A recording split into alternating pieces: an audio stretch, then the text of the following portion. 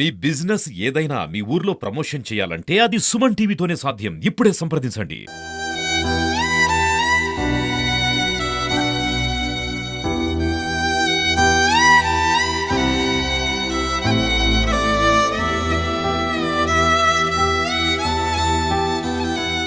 తెలుగు రాష్ట్రాల్లో ప్రతి ఒక్కరు కూడా అయ్యో రామ నిండు చూలాలని కూడా చూడకుండా మరి కాసేపట్లో పురిటినొప్పులు వచ్చే తల్లిని కూడా ఇలా చేసిన భర్త జ్ఞానేశ్వర్ గురించి ప్రతి ఒక్కరు కూడా మాట్లాడుతున్న పరిస్థితి.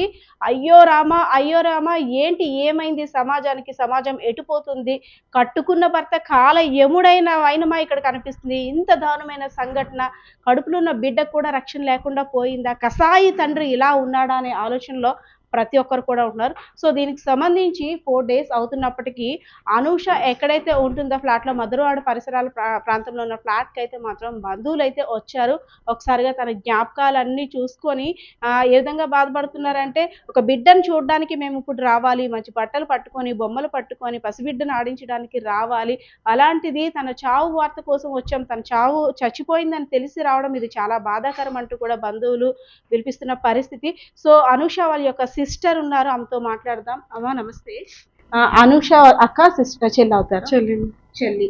మీరు చిన్నప్పటి నుండి అనూష మీరు ఓన్ సిస్టర్స్ కదా. సో మీ ఫాదర్ ఏం చేసేవారు?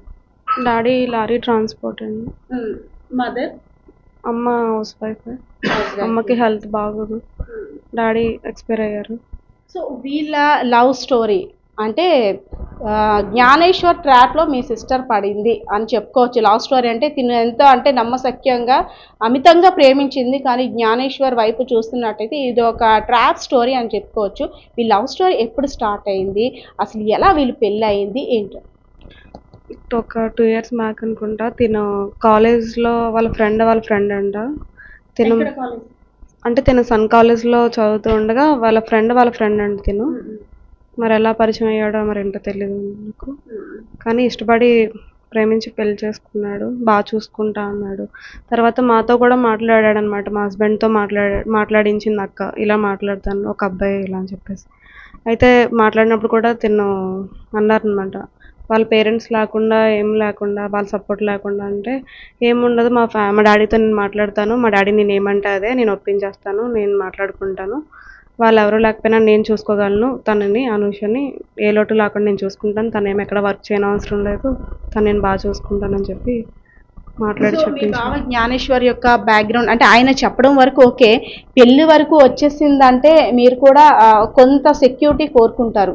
వాళ్ళ పేరెంట్స్ ఏంటో, వాళ్ళ ఊరు ఏంటో, అట్లీస్ట్ వాళ్ళ పేరెంట్స్కి చెప్పిన తర్వాత పెళ్లికి ఒప్పుకోకపోయి ఇలా పెళ్లి చేసుకుంటే పర్వాలేదు, కానీ ఏమీ లేకుండా సడన్గా ఇలా పెళ్లి చేసుకోవడం మీరు అనుమానం ఏమీ వ్యక్తం చేయలేదా ఆ టైంలో? అయితే తినకి చెప్పేవాళ్ళం, అనుకి అప్పుడు తినతోనే ఫోన్ మాట్లాడాం కదా. మాట్లాడిన తర్వాత సరే మేము ఇవన్నీ చెప్పాం, వాళ్ళ ఫాదర్ని అయితే ఒప్పించిన తర్వాత మాట్లాడదామని. ఈలోపు మాట్లాడిన తర్వాత తిను ఏం కన్విన్స్ చేశాడో తెలీదు. సరే మీరు ఒప్పుకోకపోతే తను అంటే వాళ్ళు మళ్ళీ మమ్మల్ని కూడా వదిలేసి వాళ్ళు ఏమైనా మ్యారేజ్ అది చేసుకుంటారో లేదంటే ఎటన్నా తీసుకెళ్ళిపోతాడో ఏంటా అని చెప్పేసి మా భయంతో మేము సపోర్ట్ చేసామండి. ఎక్కడ చేసుకున్నారు పెళ్లి? ఇక్కడ సింహాచలంలో చేసుకున్నారు. మీరంతా అటెండ్ అయ్యారా? నేను హస్బెండే వచ్చాము, ఇంకా మా తరపున ఇంకెవరో రాలేదు, వాళ్ళ ఫ్రెండ్స్ వచ్చారండి. రిజిస్టర్ మ్యారేజ్ చేసుకున్నారు? రిజిస్టర్ మ్యారేజ్ కాదు, అక్కడ గుడి దగ్గర కిందన అక్కడ పెళ్లి చేసుకున్నారు. సరే పెళ్లి అయింది, పెళ్లి అయిన తర్వాత ఫ్యామిలీని ఒక ఇల్లు అన్ని ఏర్పరచుకున్నారు. సో అప్పటికైనా ఒకసారి మీ ఇంట్లో విషయం చెప్పండి అని మీరు కానీ మీ మదర్ పోస్ట్ చేయలేదా? మదర్కి కొంచెం హెల్త్ బాగోదండి ఆవిడకి. అయితే మేమైతే మధ్యలో అడిగేవాళ్ళు ఇంకా చెప్పకపోవడం ఏంటంటే ఇక చెప్తాను అంటున్నాడు, ప్రెగ్నెన్సీ అదే కొంచెం 7 నెలలు వచ్చిన తర్వాత మాట్లాడతాను అంటున్నాడు, తనే తీసుకెళ్ళి మాట్లాడతాను అంటున్నాడు, లేకపోతే ఇలా సీట్ వచ్చిన తర్వాత మాట్లాడతాను అంటున్నాడు. ఏదో ఒకటి అలా కన్విన్స్ చేసుకుంటూ జాబ్కి ట్రై చేసేవాడా, పలానా జాబ్ చేయాలని కానీ, లేదు సివిల్స్ ప్రిపేర్ అవ్వాలి, లేదు నేను బిజినెస్ చేయాలి, ఏమైనా ప్లాన్స్ చేసుకునేవాడా, మీతో షేర్ చేసుకునేదా? తను స్కౌట్స్ ఏదో చేస్తాడంటే దానికి సంబంధించి సీట్ ఏదో రావాలి, వచ్చిన తర్వాత మాట్లాడదాం నా డాడీతోని అని చెప్పేసి చెప్పేవాడు అనమాట. కానీ అలా కన్విన్స్ చేసుకుంటూ ముందుకు తీసుకెళ్ళేవాడు, కానీ తను సరే చెప్తాడు, సరే ప్రాబ్లమ్స్ వస్తున్నాయి కదా ఒకటి ఒకటి అని తను అలా అర్థం చేసుకుంటూ వెళ్ళిపోయింది. ఆ ప్రెగ్నెన్సీ వచ్చింది అంటే ఎప్పుడు ఇద్దరి మధ్య డిస్టర్బెన్స్ కానీ లేదు, తను ముభావంగా ఉంటున్నాడు, ఇది అడుగుతున్నాడు అది అడుగుతున్నాడు, ఫైనాన్షియల్ సపోర్ట్ కావాలంటున్నాడు బిజినెస్ పెట్టుకోవడానికి, అవి ఏమైనా ఎప్పుడైనా డిస్కస్ చేసిందా ఇలా ఉంటున్నాడా అనేసి? లేదండి, ఏం అలా ఏమి చెప్పలేదు. కానీ మధ్య మధ్యలో ఇలా చెప్పాను, అదేంటిది క్యాన్సర్ ఉందని చెప్పి అలా వాళ్ళిద్దరూ డిస్కషన్ పడేవారు. ఎవరికి క్యాన్సర్ ఉందని? జ్ఞానేశ్వర్కి క్యాన్సర్ ఉందని చెప్పి చెప్పాడంట. పెళ్ళైన ఒక 6 నెలలు తర్వాత ఇప్పుడు మొదలు పెట్టాడు. క్యాన్సర్ ఉంది, నా లైఫ్ నాతో ఉంటే నీకు లైఫ్ ఉండదు, నీ లైఫ్ నువ్వు చూసుకో, నీకు అమౌంట్ ఎంతో కొంత కొంచెం చూస్తాను, నాతో ఉంటే నాకు మ్యారేజ్ ఒకవేళ పిల్లలు కూడా పుట్టడం కష్టం అంటున్నారు, ఈ లైఫ్ నువ్వు చూసుకో, నాకు హెల్త్ ఇష్యూ అది ఇది అని చెప్పేసి చెప్పడం మొదలెట్టాడు. కానీ తిని ఏమందంటే ఏదైనా పర్వాలేదు, నీకు హెల్త్ బాగోపోయినా ఇంకేదైనా నేను చూసుకుంటాను, నీతో నేను ఉంటాను అని చెప్పేసి. మెడిసిన్ ఎప్పుడైనా యూజ్ చేయడం చూసింది అంటే క్యాన్సర్ అనగానే ఏదో ఒక టాబ్లెట్ వేసేసుకోనా ఏమీ కాదు, కీమోథెరపీస్ ఉంటే లేదంటే డాక్టర్ దగ్గర మెడిసిన్ వాడాలి, దానికి తగ్గ డైట్ ఫాలో అవ్వాలి. క్యాన్సర్ పేషెంట్ ఏ విధంగా ఉంటారో తిని కూడా ఎడ్యుకేటెడ్, తెలియని విషయం ఏం కాదు. సో తను ఎప్పుడైనా క్రాస్ చెక్ చేసుకుందా, తిని ఇలా అంటున్నాడు కదా, తిని హెల్త్ కండిషన్ ఇలా ఉండాలి, ఇలా ఉన్నాడు, ఎప్పుడైనా క్రాస్ చెక్ చేసుకొని ఆయన ఇలా అన్నాడు ఇలా ఉంటున్నాడు అనేసి ఎప్పుడైనా అన్నారా? హాస్పిటల్ నుంచి అవి ఒకసారి క్యాన్సర్ అంటున్నావు కదా, రిపోర్ట్స్ అవి తీసుకొని రా అని చెప్పి, తీసుకురా ఒకసారి చూపించు అని చెప్పేసి అన్న, తీసుకొస్తాను ఇంకెలా ఏదో ఒకటి కన్విన్స్ చేసేవాడు, రోజులు గడుపుతా. క్యాన్సర్ అని చెప్పాడు అసలు, అంటే ఏం క్యాన్సర్ వచ్చింది ఇంత మంచి వ్యక్తికి? లుకోమియా క్యాన్సర్ అని చెప్పాడండి. లుకోమియా అంటే అది చిన్నపిల్లలకు వస్తుంది కానీ పెద్దవాళ్ళకి రాదమ్మా. ఎందుకో నాకు తేడాగా అనిపిస్తుంది, ఒకసారి నువ్వు కరెక్ట్గా ఆలోచించుకో. బ్లడ్ చేంజింగ్ అవన్నీ ఉంటుంది కదా, మినిమం మనకి అవన్నీ తెలిసినవే.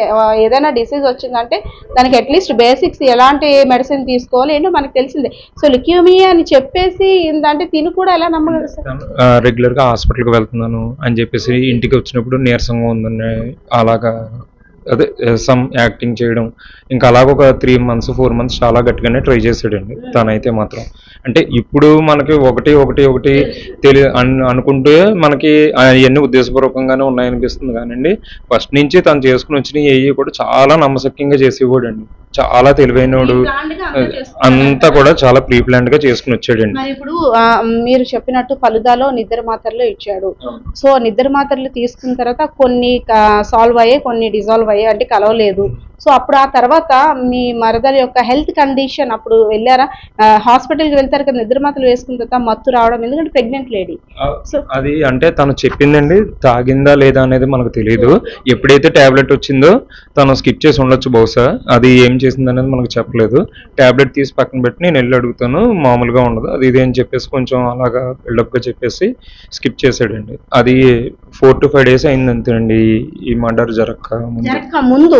ఓన్లీ 4 to 5 days ముందు ఈ ప్లాన్ చేశాడు. 4 to 5 days ముందండి. అయితే ఆ టాబ్లెట్ రాగానే ఇలా చెప్పిందంట, ఏంటి కానీ టాబ్లెట్ వచ్చింది, ఇందులోని టాబ్లెట్ రావడం ఏంటంటే, ఆ టాబ్లెట్ రావడం ఏంటంటే పక్కన పెట్టు, దానికోసం అడుగుదాం, అదేంటి టాబ్లెట్ రావడం ఏంటంటే వాడి దగ్గరికి వెళ్ళి గట్టిగా అడుగుదాము, ఇంకో ఫోలట్ తీసుకొని వాడు గట్టిగా వార్నింగ్ ఇవ్వాలి అది ఇది అని చెప్పేసి తనకు డౌట్ రాకుండా అక్కడికక్కడే దాన్ని కవర్ చేసాడు అనమాట. మీరు ఆ ఫలిదా ఎక్కడ తీసుకొచ్చారు, అక్కడ ఐడియా ఉండే వ్యక్తిని ఎప్పుడైనా ఎంక్వైరీ చేశారా? లేదండి, తనే కదా గనే తీసుకొచ్చాడు, తనే కదా ఇక్కడ ఉండేవాడు. అయితే తను నాకు ఫోన్లో చెప్పింది అనమాట ఈ విషయం. నేను అడగడం, అదేంటి టాబ్లెట్ రావడం ఏంటి, ఏ పురుగో లేదంటే ఏ తల వెంటుకో ఏదో రావడం అవుతుంది బయట షాప్లో జరిగితే, కానీ టాబ్లెట్ రావడం ఏంటంటే అదే గని అడుగుతా అన్నాడు గట్టిగా, తను సీరియస్ అయ్యాడు ఇలా చెప్పగానే అని చెప్పేసి తన అక్కడ క్లియర్ చేస్తాడు అనమాట. బాధలు అంటే ఒక ప్రెగ్నెంట్ లేడీ చనిపోయింది, అందులో కడుపులో ఉన్న బిడ్డ కూడా శిశువు చనిపోయింది అని బాధలో కూడా కొంతమంది కామెంట్స్ ఏం రైజ్ చేస్తున్నారంటే, తను ఎంతలా టార్చర్ పెట్టిందో ఆ మగవాడు బయటికి చెప్పుకోలేడు బాధ, అంతలా వచ్చాడు, అంతలాగా తెగించాడు అంటే తను ఎంత సఫర్ అయ్యాడో అనేటట్టు. అంత వాళ్ళిద్దరి మధ్య ఒకవేళ డిస్టర్బెన్సెస్ ఉన్నప్పటికీ ఇలా చేయడం కరెక్టేనా? వాళ్ళిద్దరి మధ్యలో డిస్టర్బెన్స్ అంటే తినే డిస్టర్బెన్సెస్ చేశాడు, కానీ తన సైడ్ నుంచి అయితే ఏం ఉండదండి. అసలు తను ఎలాగైనా సరే తన హెల్త్ బాగోపోయినా ఏదైనా ఇంకా అలా ఉందాం అనుకుని తప్పించి, తినైతే డబ్బుల విషయంలో కానీ ఏదైనా ఇంకా తినగోల్డ్ ఇవన్నీ పెట్టింది తప్పించి తనని ఏది ఫోర్స్ కూడా చేయలేదండి డబ్బుల విషయంలో కానీ ఇది కానీ. సో డైలీ ఎప్పుడు అంటే ప్రతి నెల చెకప్కి వెళ్తారు, గర్భిణి అనేసరికి ప్రతి నెల చెకప్ వెళ్తారు కదా, సో అవన్నీ మెడిసిన్స్ కానీ చెకప్ స్కానింగ్స్ కానీ అన్నిటికీ బాగానే సపోర్ట్ చేసేవాడా? తీసుకెళ్లేవాడంటే, చూపించేవాడంటే, మరి ఆ విషయం అయితే చూపించేవాడు ప్రతిసారి. మరి లాస్ట్కి మరి ఇలా ఎందుకు చేసాడో మరి వాడికే తెలియాలి. అంటే తనతో షేర్ చేసుకుంటాడు కదా, బాబు పుడతాడు, పాప పుట్టుద్ది, సో ఇలా మన లైఫ్ ప్లానింగ్ ఇలా ఉండాలి, తర్వాత మనం ఇలా హ్యాపీగా ప్లాన్ చేసుకోవాలి, ఇంత ఇంత ఎర్న్ చేసుకోవాలి, పిల్లల భవిష్యత్తు ఇలా ఉండాలి. ఎందుకంటే బేబీ పుట్టినప్పటి నుండి ప్రతి ఒక్కటి, బేబీ కడుపులో పడిన దగ్గర నుండి కూడా ప్రతి ఒక్కటి స్వీట్ మెమొరీని, ఒక్కొక్క నెల ఒక్కొక్క విధంగా ఉంటుంది కాబట్టి వాళ్ళు దాన్ని ఎంజాయ్ చేస్తుంటారు ఆ ఫీలింగ్ అనేది. సో దానికి సంబంధించి ఎలా ఉండేవాడు మా ఆయన, నా కడుపులో ఉన్న బిడ్డను చూసి మురిసిపోతున్నాడు, అలా ఎప్పుడైనా చెప్పేదా? అలా ఎప్పుడో చెప్పలే. పాప బాబు అని మేమిద్దరం మాట్లాడుకున్నప్పుడు గని కూడా బాబు అని అంటున్నాడు అని చెప్పేసి అనేది తప్పించి అంతకు మించి వాడి నుంచి హ్యాపీనెస్ ఏమీ అనిపించలేదు నాకైతే. సో ఒకటి అనిపిస్తుంది ఏమంటే, కొంచెం చిన్న ప్రాణం పాప ఉన్నా సరే మా అక్కని అందులోని తన ప్రతిరూపాన్ని చూసుకోగలిగాను. సో పాప కూడా లేకుండా జరిగిపోయింది. ఇంకాస్త ముందు ఉంటే, ఒకవేళ ముందు ఎల్లుంటే పాప బ్రతుకునేమో, ఇవన్నీ ఆలోచనలు సతమతం అవుతూ ఉంటుంటాయి. సో మీకేం అనిపిస్తుంది ఈ ఇన్సిడెంట్ చూసిన తర్వాత? అనిపించినా మేము ముందు రోజు సాటర్డే మాట్లాడుకున్నామండి. సాటర్డే మార్నింగ్ మాట్లాడుకున్నాం, సెలవు పెట్టుకొని వచ్చేస్తాను నేనని, ఒక 15 రోజులు ఇక్కడే ఉంటాను, నీ దగ్గరే ఉంటాను అంటే, సరే తొందరగా వచ్చాయని చెప్పి ఆ రోజు ఆఫ్టర్నూన్ బయలుదేరదాం అని చెప్పి నేను ఆ రోజు సెలవు కూడా పెట్టుకున్నాను. మండే సెలవు పెట్టుకున్నాను, ఆఫ్టర్నూన్ బయలుదేరాల్సింది వాళ్ళండి. అప్పుడు అమౌంట్ గురించి ఫైనాన్షియల్ గా హెల్ప్ చేయమని అడిగేదా? ఎప్పుడు అమౌంట్ కోసం ఏం అడగలేదు. అమౌంట్ అయితే తిన గోల్డ్ ఇవన్నీ తను పెట్టుకుని తప్పించి వాడు ఏమి అంటే ఎక్కువ ఎక్స్పెక్ట్ కూడా చేయలేదు. తనకున్న దాంట్లో సర్దుకొనే ఉండేది. నాకు తెలుసు కదా, తను ఇంతకు ముందు ఇంకా కొంచెం కాలేజ్కి వెళ్ళేటప్పుడు కొంచెం లగ్జరీగా ఉన్నా, తన దగ్గరికి వచ్చిన తర్వాత తన అమౌంట్ని బట్టి తను అలా ఉంటుంది తప్పించి ఎక్కువ ఏమీ ఎక్స్పెక్ట్ చేయలేదు పాపం తను. సో మీరు అంటే వాళ్ళ అత్త ఇప్పుడు తెలిసి ఉంటుంది కదా, జ్ఞానేశ్వరుల యొక్క పేరెంట్స్ బ్యాక్గ్రౌండ్ ఏంటి, వాళ్ళు ఏ పరిస్థితిలో ఉన్నారు, నా కొడుకు అంటే ఇంతలా చేశాడా అని వాళ్ళు కూడా షాక్ అయిన పరిస్థితి ఉందా ఏంటి? అసలు జ్ఞానేశ్వర్ చిన్నప్పటి నుండి కూడా ఇదే మెంటాలిటీ, ఆ బయటని ఏమి చెప్పకుండా లోపల అన్ని దాచుకొని చేసేవాడా? వాళ్ళు చెప్తారు కదా, వాడు చిన్నప్పటి నుండి కూడా ఇంతేనమ్మా ఏం చెప్పడు అనేసి అని. వాళ్ళైతే ఏమంటున్నారంటే అండి, ఇది నా కొడుకు కాదు, నా కొడుకు అయితే ఇలా చేయడు, నా కొడుకు ఇలా చేయడు, నా కొడుకు అసలు ఇలా అమ్మాయితోనే మాట్లాడేవాడు కాదు, ఇలా అలా అని చెప్పేసి చెప్తున్నారు. కానీ మాట్లాడకుండానే ఇలా జరగలేదు కదా. కానీ తను ఎందువల్ల అలా చేశాడన్నది నేను ఫ్యామిలీ వల్లే చేశాడని నేను అనుకుంటున్నాను. ఎందుకంటే తను ఇష్టపడి పెళ్లి చేసుకున్నాడు, దగ్గరుండి బాగా చూసుకున్నాడు. మధ్యలో ఏవో ఇష్యూస్ వచ్చినాయి అంటే వాళ్ళ ఫ్యామిలీ సపోర్ట్ చేయక తను ఇలా చేశాడేమో అనుకుంటున్నాను నేను. అయితే మీ సిస్టర్కి న్యాయం ఏ విధంగా జరగాలి, ఎలా జరిగితే బాగుంటుందని అనుకుంటున్నాను? వాడికైతే మాత్రం నా అక్కని ఇలా చేసినందుకు వాడికి అసలు జైల్లో బెయిల్ రాకుండా వాడికి సరైన శిక్ష వేయాలి. తర్వాత నా అక్క ఎంత బాధపడిందో వాడికి అంత బాధ చూసిన తర్వాతే వాడికి నా అక్క లాంటి చావు రావాలి వాడికి. సార్ చెప్పండి, మీరు కూడా తన ఏజ్తో సమానంగా ఒక 1 or 2 years అటు ఇటుగా ఉంటారు. మీరు కూడా అబ్బాయి అటువంటి ఏజే, కానీ తాను చేసింది ఇలా చేసాడని విన్న తర్వాత యాజ్ ఏ హ్యూమన్ బీయింగ్, అదే విధంగా ఒక అబ్బాయిగా మీకేమనిపించింది? అసలు తను చేసిన బిహేవియర్ కానీ నటనకు కానీ ముందు చాలా అయితే నమ్మలేకపోయామండి. ఎవరో ఏదో తెలియక మాట్లాడుతున్నారు, వెళ్ళి చూస్తే కానీ మనకు నమ్మకం లేదని చెప్పేసి చాలా ఇంకా జరగకూడదు అనుకుంటూనే వచ్చామండి ఇక్కడ దాకా. కానీ అసలు ఊహకు కూడా అందనివ్వలేదండి ఏనాడు కూడా. ఫస్ట్ నుంచి కూడా మ్యారేజ్ అయ్యి 2.5 years అవుతుందండి. 2022 డిసెంబర్లో జరిగింది. దానికి 3 months ముందు నన్ను వైజాగ్ రమ్మని అక్కడ కల్పించారండి. అంటే తను ఫ్రెండ్స్ నీతో బాగుండేవాడా, బయటికి తీసుకెళ్ళడం కానీ అంతా నార్మల్ గా టచ్ రిలేషన్ లేదండి. యాక్చువల్గా మా వదిన బెంగళూరు నుంచి వచ్చిందండి. తను బెంగళూరులో జాబ్ చేసేది. అక్కడ నుంచి ఎవరో ఫ్రెండ్ మ్యారేజ్ ఉంటే వచ్చిందండి ఇక్కడికి. ఆ ఫ్రెండ్ మ్యారేజ్ లో మళ్ళీ కలిసారు వీళ్ళు. యాక్చువల్ 2018-19లో ఎదురు వేరే ఫ్రెండ్తో చదువుకున్నప్పుడు తన పరిచయం. అప్పుడు ఫ్రెండ్లీగా ఉండేవారు అంట అంతే. అయితే మళ్ళీ అక్కడ మ్యారేజ్లో వచ్చినప్పుడు ఆ టైంలో ప్రపోజ్ చేసేటండి తనకి మ్యారేజ్లో, ఎవరో ఫ్రెండ్ మ్యారేజ్లో. అయితే వెంటనే నాకు వైజాగ్ రమ్మంటే నేను వచ్చానండి. వస్తే తను చెప్పాడండి, మా పేరెంట్స్ని ఒప్పించి చేసుకుంటాను అది ఇది అని చెప్పేసి చాలా మాటలు. మీరు బాగా డబ్బున్న వాళ్ళు నువ్వు అంటున్నావు అమ్మా, మా సైడ్ అయితే ఏ బ్యాక్గ్రౌండ్ లేదు, దాని గురించి అన్నీ నీకు క్లియర్గా చెప్పింది, అయినా సరే నువ్వు చేసుకుంటాను అంటున్నావు, రేపు పొద్దున్న మీ ఊళ్ళు ఏదన్నా ఎక్స్పెక్ట్ చేయొచ్చు, లేదంటే పిల్లలు నల్లగా ఉందనొచ్చు, లేకపోతే అందంగా లేదనొచ్చు, ఇంకోటో లేదంటే మనకు పెద్ద సంబంధాలు వస్తాయి లేదని అన్నీ చెప్తారు. కాబట్టి నువ్వు ఖచ్చితంగా వాళ్ళ ఒప్పందంతో జరగాలి పెళ్ళి, అంతేగాని నువ్వు చేసుకుంటానంటే కుదరదు. లేదన్నా మేము ముందు మ్యారేజ్ చేసేసుకున్న తర్వాత అయితే మా ఇంట్లో అబ్జెక్ట్ చేయరు, అదే మ్యారేజ్ ముందైతే వాళ్ళకి ఒక ఆప్షన్ ఉంటుంది కదా, ఆ ఆప్షన్ నేను ఇవ్వదలుచుకోవట్లేదు అని చెప్పి మీరు మమ్మల్ని అడుగుతున్నారు కాబట్టి నా గౌరవం కోసం నేను మీకు చెప్తున్న విషయం ఇది. నేను ఎన్నో చూసి వచ్చాను కానీ ఇది కరెక్ట్ కాదు అని చెప్పి నేను బయలుదేరిపోవడం జరిగింది. ఆ తర్వాత ఈ పిల్లకి నేను 4-5 సార్లు కాల్ చేసి అలా అంటున్నాడు కదమ్మా, ఒకవేళ నీకు నిజంగా అంత ఇష్టమై ఉంటే మీరు అగ్రిమెంట్ అయినా రాయించుకుని ఆ తర్వాత ప్రొసీడ్ అవుతే బాగుంటుంది, కానీ ఇలాగ ఈ పద్ధతిలో వెళ్ళడం అయితే కరెక్ట్ కాదు. ఎన్ని చూస్తున్నాం మనం, దానికి తోడు మన వెనకాల ఫైనాన్షియల్ సపోర్ట్ లేదు, నాన్నగారు చనిపోయారు, వెనకాల చుట్టాలు దాన్ని కూడా అంత లేదు మనకేమీ అని కూడా నేను చెప్పడం జరిగింది. అలా 2-3 నెలలు మాట్లాడుకోవడం, తనేమో బెంగళూరులోనే ఉందండి. అయితే ఫోన్లు మాట్లాడుకోవడం అలాగ మొత్తం మీద కంప్లీట్గా బ్రెయిన్ వాష్ చేసాడు. మళ్ళీ డిసెంబర్లో తను ఇక్కడికి వచ్చేసింది కంప్లీట్గా వచ్చేస్తే అదే అంత సడన్గా ఎందుకు మానేసి వచ్చేసామంటే నేను తర్వాత చెప్తాను.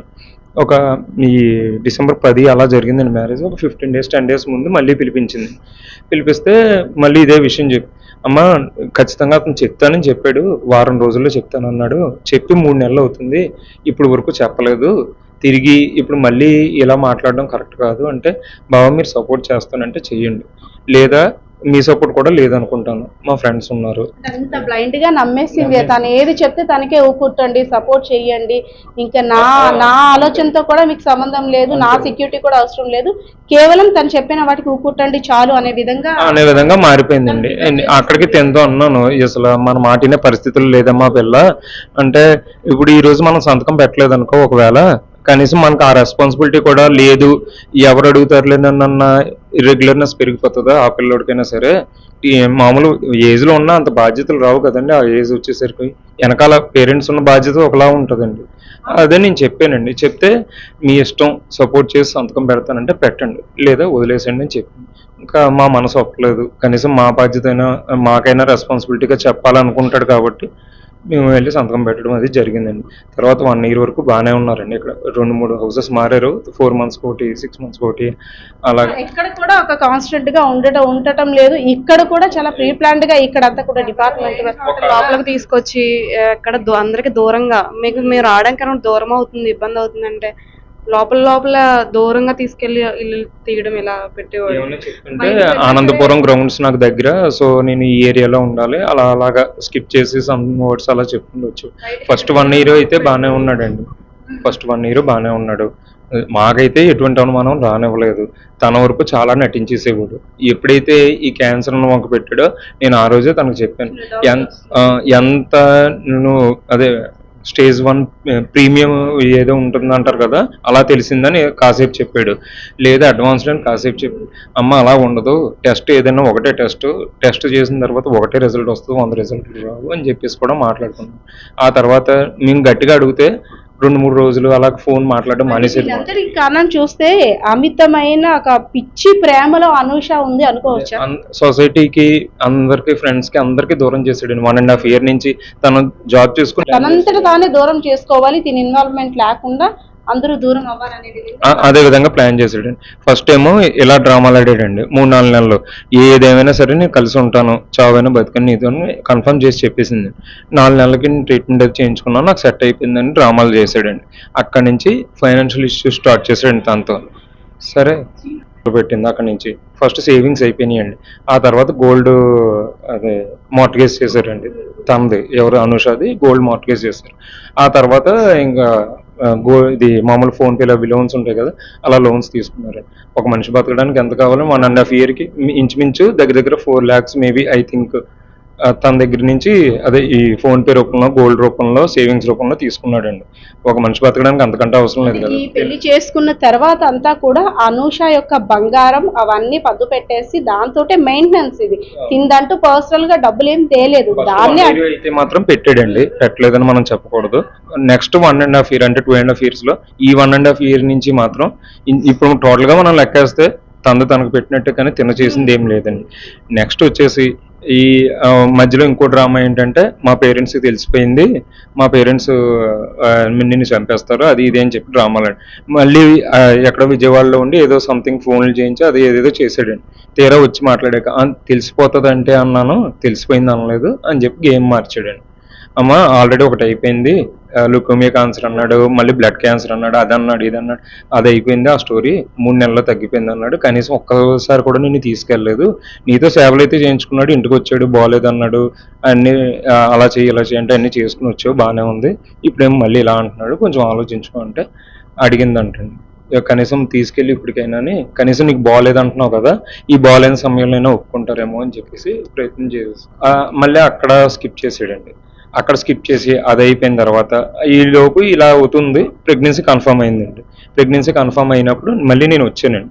నేను వచ్చి అనుషతో చెప్పడం జరిగింది, మీరు ఎలాగైనా సరే నువ్వు చెప్పాలి ఖచ్చితంగానే ఇంట్లోని, ఇలా ఊరుకుంటే కుదరదు, ఇప్పుడు దాకా ఉన్న సిచ్యువేషన్స్ వేరు, ఇక్కడ నుంచి అయినా సరే నువ్వు జాగ్రత్తగా బాధ్యతగా తీసుకోవాలి ప్రతి విషయాన్ని అని చెప్పేసి మాట్లాడడం జరిగిందండి. మాట్లాడితే ముందు ఆ రోజు రాత్రి నేను మాట్లాడినంత సేపు కూడా ఊగట్టిందండి తను కూడా.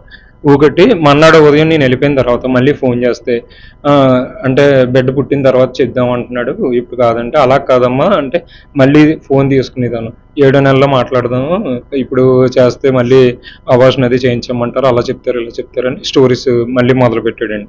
నేను గట్టిగా మాట్లాడుతుంటే తనకు ఫోన్ తీసుకుని, బాగా వదిలేసి ఏం పర్వాలేదు, డిస్టర్బెన్స్ ఏం క్రియేట్ అవ్వద్దు ఇప్పుడు ఏమీ అని, ప్రతి దానికి మనం మనకున్న స్థాయిలోనే మనం మాట్లాడదాం అనుకున్న ప్రతిసారి మన్నోరు ఫ్యామిలీ ఫంక్షన్స్ కి ఇద్దరు అటెండ్ అయ్యేవారా? వీళ్ళిద్దరు జంటగా ఏదైనా అకేషన్స్ కానీ వాళ్ళ సైడ్ వేర్లకి వెళ్ళేవాడు కాదు. ఒకవేళ తిన సైడ్ బయటకు వెళ్ళినా, ఒకవేళ ఎక్కడికైనా వెళ్ళినా మాస్క్ పెట్టుకునేవాడు. మాస్క్ పెట్టుకునే కవర్ చేసుకుంటూ వచ్చేవాడు. ఏమన్నా అడిగితే డస్ట్ అలర్జీ అని చెప్పేవాడండి మాకు.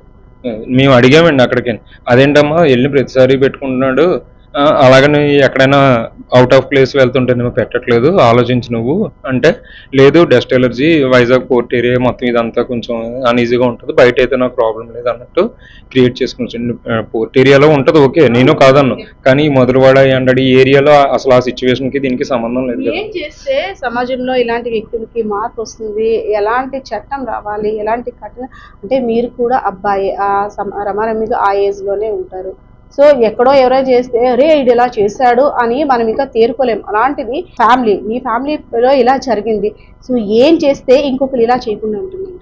నన్నైతే పిచ్చిగా నమ్మించి మోసం చేసాడండి, చాలా పిచ్చిగా నమ్మించి మోసం చేశాడు. ఇలాంటి వ్యక్తులకి ఇమ్మీడియట్గా కావాలండి శిక్ష. అంటే ఎప్పుడో ఫలానా దొరకాలి, అది రావాలి, ఇది చెయ్యాలి అంటే ఎటువంటి పొలిటికల్ ఇదికి లోబడిపోకుండా ఖచ్చితంగా కనీసం ఇప్పుడు దాకా జరిగినాయి ఏమో మనం ఎదురుకుండా ఆడితో సమేతం ఒప్పుకున్న నిజమండి ఇది. ఇందులో అటో ఇటో మాట్లాడడానికో లేదంటే ఏదో మ్యానిపులేట్ చేయడానికి ఏమీ లేదండి. మీరు చూసింది నేను చూసింది గత 4-5 రోజులుగా మనం అందరం కూడా చూస్తున్నదే కళ్ళెదురుకుండానే, అతను ఒప్పుకున్న నిజమే కూడా కదండి. ఇమీడియట్గా ఫాస్ట్ ట్రాక్ కోర్టులో పెట్టి దీనికి ఖచ్చితంగా శిక్ష పడాలండి. అంతేకాని ఏదో ఏ పొలిటికల్ ఇదికో లోబడిపోయి పక్కన పెట్టేసి నెక్స్ట్ ఇంకొక విషయం ఏంటంటే అండి, వాళ్ళ ఫాదర్ వాళ్ళు మాకొక్క విషయం చెప్పుంటే ఇంత దూరం రాదు, ఇంత దూరం, ఇప్పుడు ఒక్క విషయం చెప్పుంటే ఇంత దూరం రాదనే మనుషులు అలాంటప్పుడు ఎందుకు ఇంత భయపెట్టాడు? ఎన్నో పోలీస్ వెల్ఫేర్ సెంటర్లు ఉన్నాయి, ఫ్యామిలీ కౌన్సిలింగ్ సెంటర్లు ఉన్నాయి, లేదంటే సంతకం పెట్టి మేము ఉన్నాం, ఒక్కనాడైనా ఫోన్ చేసి ఇదిగోండి పలానా రోజు వాళ్ళ వాళ్ళకి నేను ఇన్ఫార్మ్ చేశాను, అయినా సరే పట్టించుకోలేదనో లేదనో ఏదో ఒకటి చెయ్యాలి కదండి. అంతేగాని నిండు గర్భిణిని అలా చేసే ఇది ఎలా వస్తుందండి? కేవలం ఒకటే ఉద్దేశపూర్వకంగా చేసాడండి, నమ్మించి మోసం చేశాడు. ఏదో సినిమాలో మనం చూసినట్టు సపర్వేలన్నీ చేసి 2 సంవత్సరాలు చివరి క్షణం వరకు వెయిట్ చేశాడండి, రకరకాల ప్లాన్లు వేసాడు. మధ్యలో ఒకసారి జుట్టు కత్తిరించడం, ఏదో ప్రయత్నాలు, రకరకాల ప్రయత్నాలు. ఒకటి మనం కొన్ని చెప్పుకోగలిగినవి ఉంటాయి, చెప్పుకోలేనివి ఉంటాయి, కానీ రకరకాల ప్రయత్నాలు అయితే మాత్రం చేసుకొచ్చాడండి. కానీ మనం ఎన్ని చెప్పినా ఆ పిల్ల నమ్మేది కాదు. నెక్స్ట్ ఇంకోటి ఏంటంటే మన దూరం పెట్టేది. అలాగా తనకి యాంటీగా మనం అయినా చెప్పడం మొదలెట్టామంటే, సరే ఆ మాత్రం కూడా చెప్పట్లేదు కదా, వాళ్ళిద్దరూ బాగానే ఉన్నారు కదా అని చెప్పేసి మేము అనుకున్నామే తప్ప ఇంత దుర్మార్గానికి ఒడిగడతాడని అయితే మేము ఎక్స్పెక్ట్ చేయలేదండి. కానీ ఈ విషయంలో మాత్రం ఎటువంటి జాప్యం లేకుండా ఎవరైతే దీనికి బాధ్యత వహించి సొసైటీలో ఉంటారో వాళ్ళు ఇమీడియట్గా యాక్షన్ తీసుకోవడానికి ముందుకు రావాలని మేము కోరుకుంటున్నాము. ఖచ్చితంగా ఎటువంటి పరిస్థితుల్లోని దీనికి లేట్ మాత్రం చేయకూడదండి. ఒక్క ఇదైనా కరెక్ట్ పనిష్మెంట్ తగిలితే మిగతా వాళ్ళు భయపడతారు మేడం. ఇంతకాలం నుంచి చూస్తున్నాం, ఇంచుమించు ఈ సంవత్సరంలో చాలా విన్నాం మేడం, చాలా అంటే చాలా విన్నాం, కానీ ఇంత ఘోరమైంది ఎక్కడ వినలేదు. కనీసం దీనికైనా సరైన శిక్ష పడితే నెక్స్ట్ నుంచైనా మనం ఆపగలమేమో అనే ఒక చిన్న ప్రయత్నం మేడం.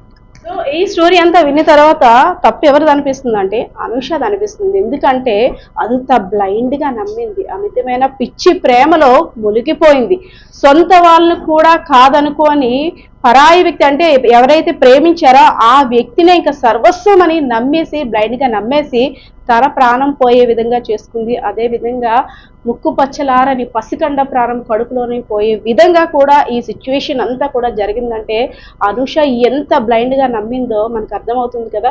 ప్రతి అడుగున ప్రతి టైంలో కూడా ఎక్కడ టైం దొరుకుతుందా, ఎక్కడ తన్ని ప్రీ ప్లాన్డ్ గా చేద్దామా, ఏది ఆనవాళ్ళు లేకుండా ఎలా మర్డర్ చేద్దామా అని ఆలోచిస్తూ ఇంకా 2 ప్రాణాలు వచ్చాయంటే నాకు ఇంకా రిస్క్ పెరుగుతుంది, ఇంకా ప్రాబ్లంలో పడిపోతాను, ఎలా అయినా ఇక్కడతో వదిలించేసుకోవాలి, ఇక్కడతో నేను క్లియర్ చేసుకోవాలి అని కరెక్ట్గా డిసైడ్ అయ్యాడు. కాబట్టి అంత నిండు గర్భిణి అయిన భార్యని చంపడానికి చెయ్యి వచ్చిందంటే తన యొక్క క్రిమినల్ మైండ్కి ప్రతి ఒక్కరు కూడా షాక్ అవ్వాల్సిందే.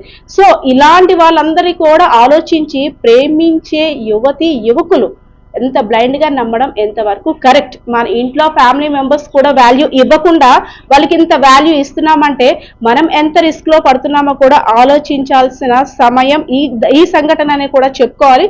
సో ప్రతి ఒక్కరు కూడా అవేర్నెస్ ఉండాలి. ఎప్పుడైనా ఫ్యామిలీ మెంబర్స్ తో ప్రతి ఒక్కటి షేర్ చేసుకుంటేనే ప్రతి సమస్యకు కూడా ఆ సొల్యూషన్ దొరుకుతుందని ఈ సంఘటన చూసిన తర్వాత కూడా అదవుతుంది. సో ఏదైతేనే జ్ఞానేశ్వర్కి మాత్రం కఠిన చట్టాలు అమలు చెయ్యాలి.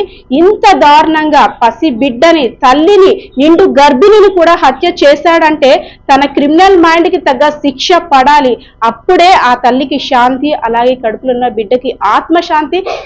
ఇంకొకరు ఇలాంటి దారుణం చెయ్యాలంటే వణుకు పుట్టే విధంగా వ్యవహరించాలి. చట్టాలు అయితే తేవాలి, ఫాస్ట్ ట్రాక్ లో తనకి శిక్ష కూడా పడాలి. మేము అప్పుడు కానీ మా మనస్సు కానీ తన యొక్క మనస్సు కానీ శాంతించే పరిస్థితి లేదంటున్న పరిస్థితి ఇక్కడ కనిపిస్తుంది. కెమెరా పర్సన్ బాలకిషోర్తో పద్మ, సుమన్ టీవీ, భీమిలి నియోజకవర్గం.